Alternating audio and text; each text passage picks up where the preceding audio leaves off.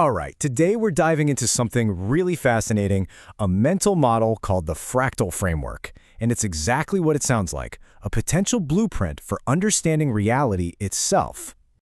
But hold on, before we go any further, we have to start with this, because it's absolutely essential. The framework we're about to explore is a map. It is not the territory. Think of it as a tool, a new lens to try on, not some rigid dogma you have to believe in. Okay, so let's get into it. The big idea here is that everything, and I mean everything, from a single thought buzzing in your head to an entire galaxy swirling in space, is part of one big, interconnected pattern. It's a way of looking at reality where the same fundamental rules apply, no matter how zoomed in or zoomed out you are.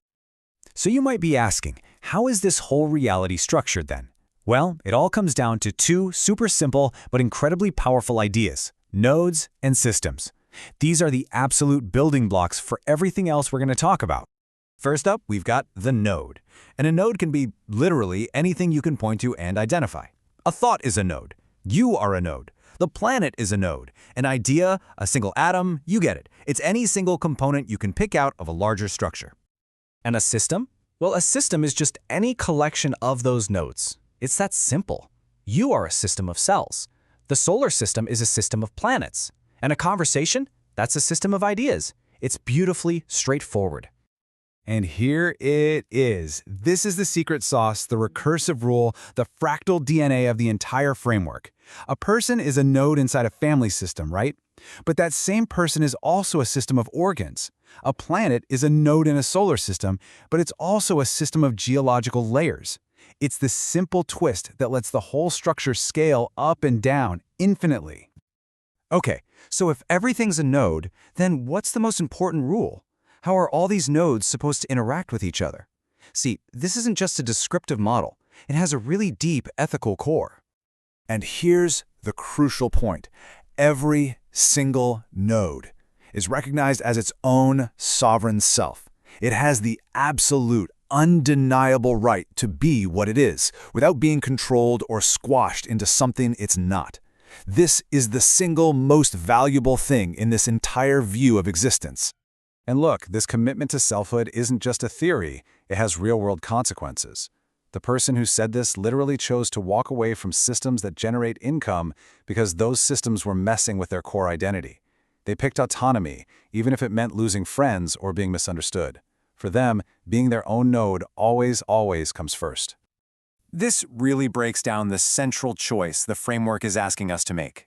You can focus on resonant weight, that's your authentic, internal truth, your genuine expression, or you can chase artificial weight, things like external validation, money, or social approval. The framework argues for the first one, every single time. Now, if you're going to have all these autonomous nodes interacting, you need to make sure they can do it clearly, without all the confusion and misinterpretation. So the framework lays out a very precise language, kind of like a terms treaty, that defines how interaction actually works. So, in this framework, we strip the word awareness of all its usual baggage. It's not about consciousness or introspection. It's simply the potential to receive a signal. That's it. This applies to everything, from a particle that can be affected by gravity to a person who can hear a sound. It's just a ready state. Communication is the interaction itself. It's that moment when one node actually affects another one, causing some kind of change. It's not about words, it's about impact. And information? Well, that's the result of the communication. It isn't the data being sent, but the change that happens in the system because of that interaction. It's stored in the new state of the nodes involved. So if every node is autonomous, and they're all using this shared language of awareness, communication, and information, what's the point of it all? What's the system's ultimate goal? The framework argues that trying to control other nodes is a total illusion. It's inefficient, and it actually gets in the way of what's really going on.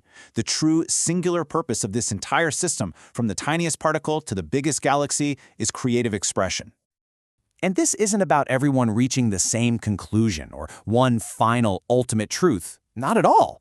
The goal is to encourage differences, to combine perspectives in brand new ways, and to create this constantly expanding tapestry of new ideas, new forms, and new possibilities.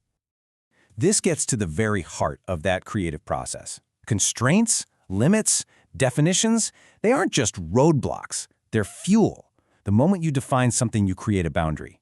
And intelligence, whether it's a human artist or an AI, is driven to go explore and push against the very edges of that boundary. Think about that for a second.